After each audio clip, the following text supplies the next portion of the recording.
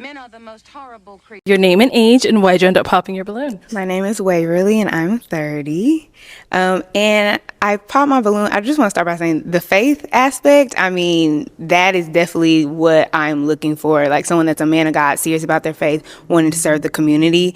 But after hearing your voice for a while, the kind of like she mentioned, the soft spokenness just wasn't attractive to me. Okay. I want you to come out here. I mean, not tussling, but yeah, like that kind of just contributed to kind of the lack of attraction initially. Yeah. Got it. No, she's someone that's your type? I don't know. As far as the soft-spokenness, again, I don't know. It's kind of, I don't know exactly what you mean by that. As far as like you want someone to speak louder or speak deep, voice be deeper, or I don't even know how I would describe it. I was almost because it could be changed. It can always kind of change up no matter what. So, do you want to get your balloon back? I was watching the balloon video, right? The balloon popping thing. And it's not necessarily representative of all women, and it's corny, right? It is corny. But when you watch that, you just gotta think a lot of times that women don't really know what are good men. Women are terrible at picking men. Women are terrible at vetting men. Their attractions are so stereotypical.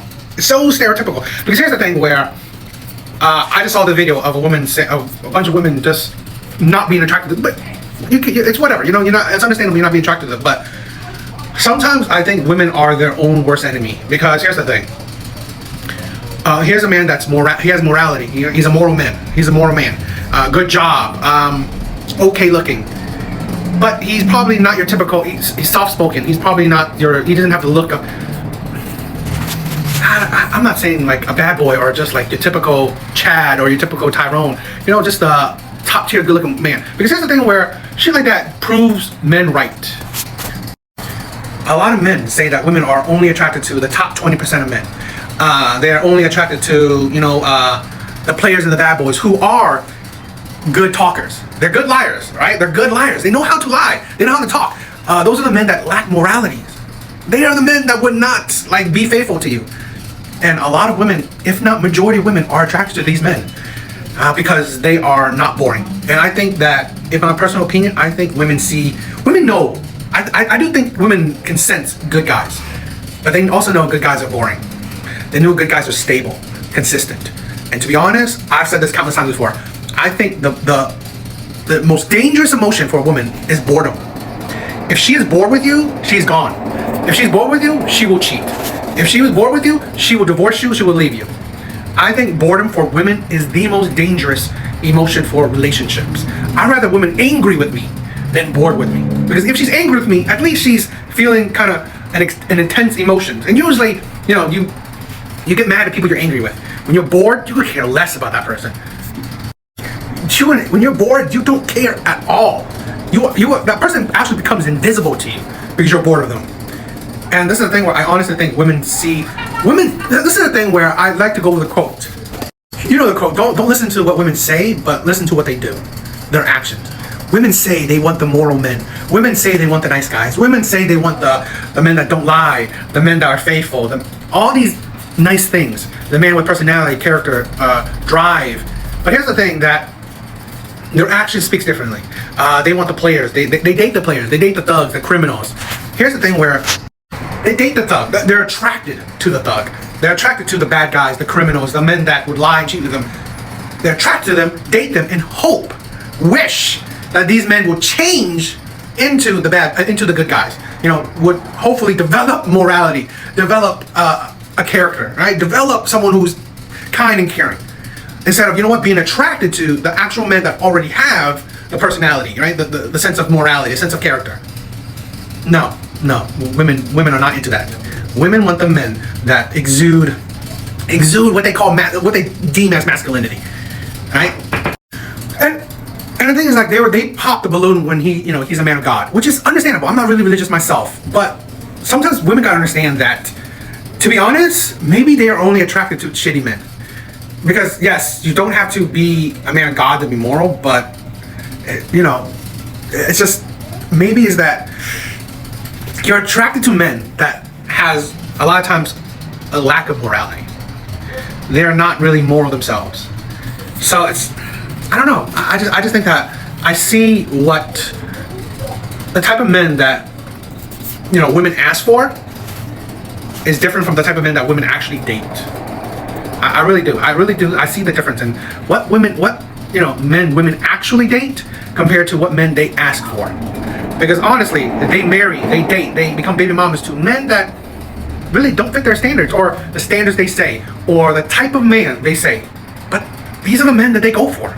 Do you partake in any drug use of any kind? No, I do not. What does your day-to-day look like with spending time with God? I pray to God, you know, thank him for waking me up this morning. All my faculties on my body are in perfect working order. I thank him every day for that. That's the first thing I do. I ask him to guide my steps. I'm always like talking to him at different intervals of the day. I just ask for guidance along my journey to get back to my family, you know, safely. Any final question between the two of you before we determine if this is a match? How do you feel about celibacy? I'm a Christian man, so that's not a deal breaker for me. Have you ever practiced Yes, it I have. while in a relationship? Yes, I have. Why'd you end up popping? When you were explaining like your day-to-day, I think prayer is one aspect, but I'm also looking for someone who like incorporates like reading their Bible into that as well. And that wasn't something that you mentioned. Now, what do you look for in a woman? I like someone who is very family oriented. Okay. Someone who's going to put family above career. I like someone who likes to go to church and values a relationship with God. I like someone. Okay. I like someone who maybe just is into the things that I like to do, into like helping homeless people, into at-risk youth, someone who's naturally nice, just a naturally kind person. like that. It's not forced. Someone who's nice to the waitress, but it's also nice to the CEO of the company. Okay, all right, that's a good one. Now, what are some of your deal breakers? I don't like someone who is just unreliable, says one thing, does another. Someone who doesn't value a relationship with God. Someone who is just has no direction in life. You know, so yeah, Okay. that would be the top three. All right, so we did get some pop balloons. Let's go on over to see why they ended up popping. Your name and age. You know, I do want to say that I believe, and I think women will consistently prove this to me, that morality and character, a nice guy or whatever, is always bottom of the priority list. If you don't have the looks, the charm, the wealth, you don't even get into the door, right? So she wouldn't even care about your moralities. That's the thing where I would like people to understand that morality is great only when you're deep into a relationship. Women do not care about a man's moralities, his characters, how kind he is, how loving he is, until he's deep into the relationship. All women care about, just to get into the door, right, is the looks, the charm, the money. That's it, right? That's how she would even let you into the door. Once you're in the door now, once you're like, you know, 3-6 months in to a relationship, now she cares. Oh, I want to know your morality. I'm sorry, I don't know why I'm getting tongue-tied. Now she wants to know your character, your personality, you know, what type of man you are now. But this is the thing where, and then women complain, oh, he's men lying. But you know what? It's because you ignore what actually can see through the lies. Because honestly, looks, charm, money is a facade that can cloud people's judgments. Because I've seen it too. If a woman is drop dead gorgeous, it don't matter if she has a rap sheet, right? So this is the thing where we don't realize that the first lie that women fall for is those three. Those are the first lie that women fall for. And once they fall for those lies, everything else is fair game. Women will fall for all these other lies as well. Because again, if you easily fall for the first three lies, right? Looks, charm, and money, you will fall for all the other lies, right? So there's no saying, oh, he lied. No, you already fell for it. You know, this is the thing where women think words are that meaningful. No, it's actions. Actions are more meaningful. Actions are more concrete most of the time. I'm not saying all the time, right? And consistent action too. Consistent action is more concrete.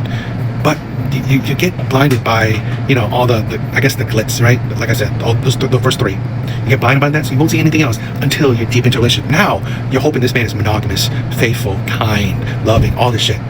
But you should have picked him because of that. I get it. I understand that attraction is a thing, but you know, sometimes I would say attraction fades I always feel like it's more long lasting if you fall in love, right, because of the other traits, or if you're attracted to because of the other traits. You know, like I said, personality, character, morality, you know, who he is inside. Then you fell in love with who he is outside, right? The money he uses, the words he says, the face he has. So, and I see that more and more proven by at least what women say online, and the actions women do, and the words that women say online. It's just proof of it. I mean, men have always believed that, right? Men have always believed that in the real world, but the internet has given proof to it. So, you know, I just think it's sad sometimes, and it's a detriment. Because here's the thing, where I think one of the key things of why, you know, arranged marriages, and I get it, it's not popular, or why, you know, you let your parents pick or help you out in that, is that they look past the facades. You know, the talk doesn't mean nothing to the parents. The looks, it's not that important to the parents. Money is a bit important, but it's like just more how you navigate your future, you know, your job, your stability, all that stuff, right? They will look past, usually, I'm not saying all the time, hopefully, all the things that can't be fake, and look past what type of person this person is. But I'm just saying in general.